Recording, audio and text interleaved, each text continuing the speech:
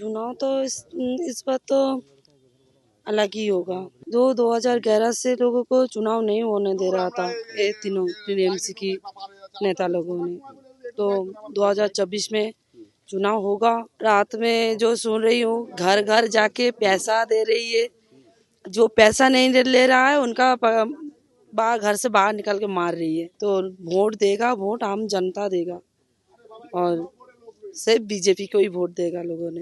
इस वक्त हम लोग संदेश खाली में हैं और यहाँ पर बीएसएफ की ओर से नदी में भी पेट्रोलिंग हो रही है। मैं आपको दिखाता हूँ, सुरक्षा व्यवस्था का खास बंदोबस्त किया गया है। जो निगरानी की वोट होती है, मैं आपको दिखा रहा हूँ, बीएसएफ की ओर से जो जवान हैं वो इस वक्त निगरानी भी कर रहे हैं। कहीं कोई खबर आए तो वो तुरंत पहुंच सकें, क्योंकि इन सब इलाकों में जो नदी पथ होता है वो बहुत महत्वपूर्ण होता है और ऐसे में नदी के जरिए जाने के लिए बोट बहुत आवश्यक है। और हम लोग भी इस वक्त एक बोट पर ही हैं। एक द्वीप से दूसरे द्वीप में जाने के लिए बोट के अलावा कोई जरिया, कोई उपाय नहीं है। और अगर कहीं कोई गड़बड़ी की सूचना मिलती है तो ये जो स्पेशल बोट्स दी गई हैं, पेट्रोलिंग व्हीकल्स, वो तो वहां पर जा रहे हैं। वैसे ही पेट्रोलिंग बोट्स है। इसके अलावा बॉर्डर सिक्योरिटी फोर्स की ओर से भी लगातार, क्योंकि भारत बांग्लादेश बॉर्डर भी है यहाँ पर, तो लगातार यहाँ पर सुरक्षा व्यवस्था की जा रही है, सुरक्षा निगरानी की जा रही है। वो हम यहाँ पर साफ देख सकते हैं।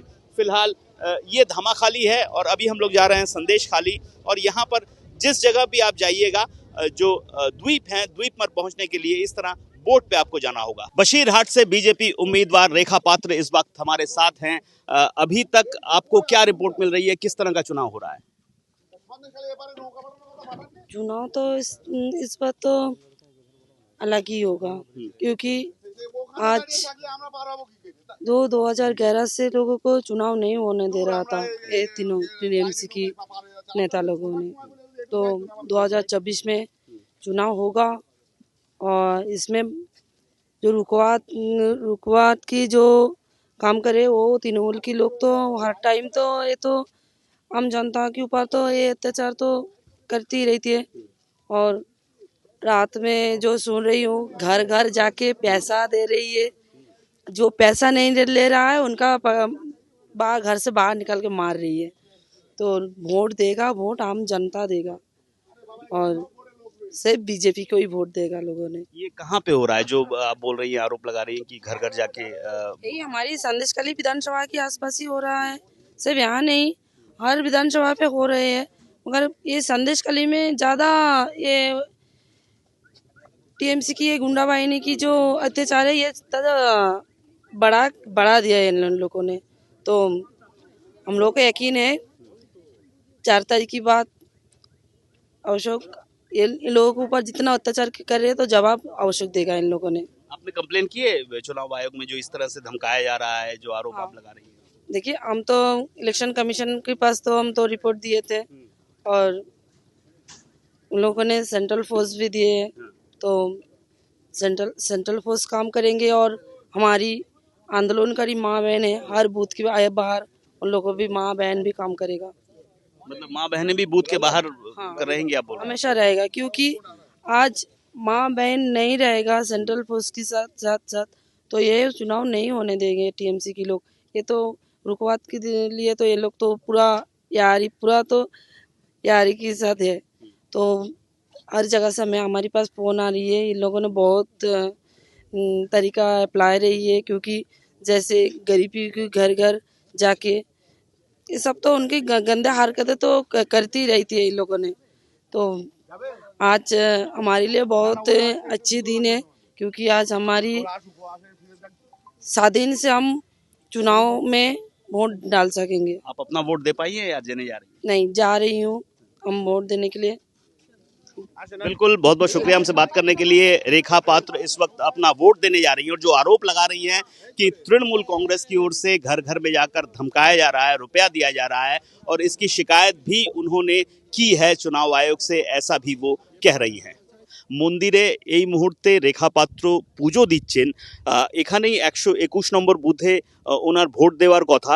তো একটু পরে এখানে পুজো দেওয়ার পরে তিনি ভোট দিতে যাবেন। আর তার আগে যখন আমরা ওনার সঙ্গে কথা বললাম, উনি পরিষ্কারভাবে বললেন যে মা বোনেরা এই মুহূর্তে বুথের বাইরে দাঁড়িয়ে থাকবেন, আর ভোট হবে, বিজেপির পক্ষে ভোট হবে, এই কথাটা উনি বারবার বলছেন।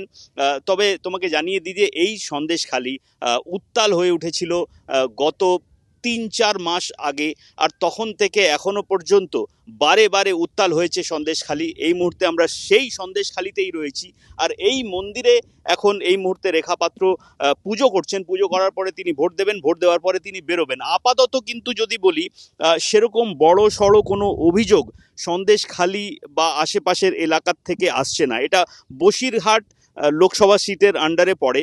গতবার তৃণমূল কংগ্রেস খুব বড়সড়ভাবে এখান থেকে বিজয়ী হয়েছিল। এবার কিন্তু তৃণমূল কংগ্রেসের যে প্রার্থী তিনি ওনাকে একটু কম দেখা গেছে, কারণ ওনার শরীরটা খুব খারাপ।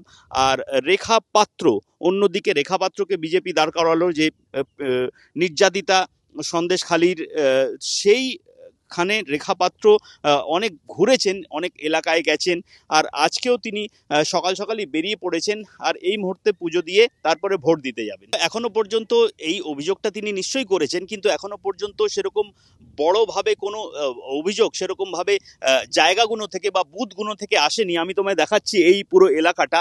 এটা আমরা যেটায় রয়েছি সন্দেশখালির দ্বীপে রয়েছি, সন্দেশখালি 2-তে রয়েছি।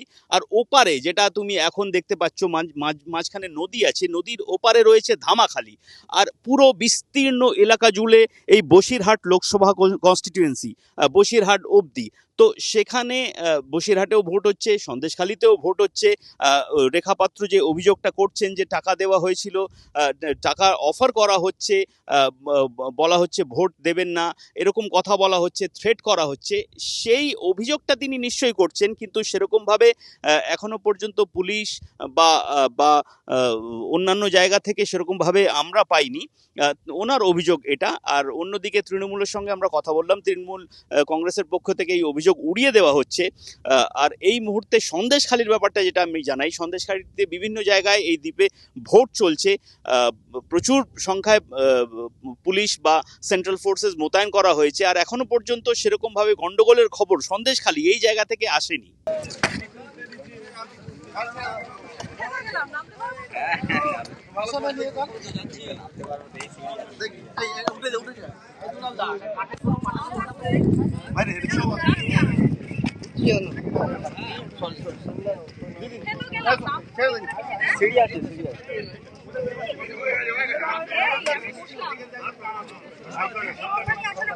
দিদি এখান থেকে আসতে পারবেন।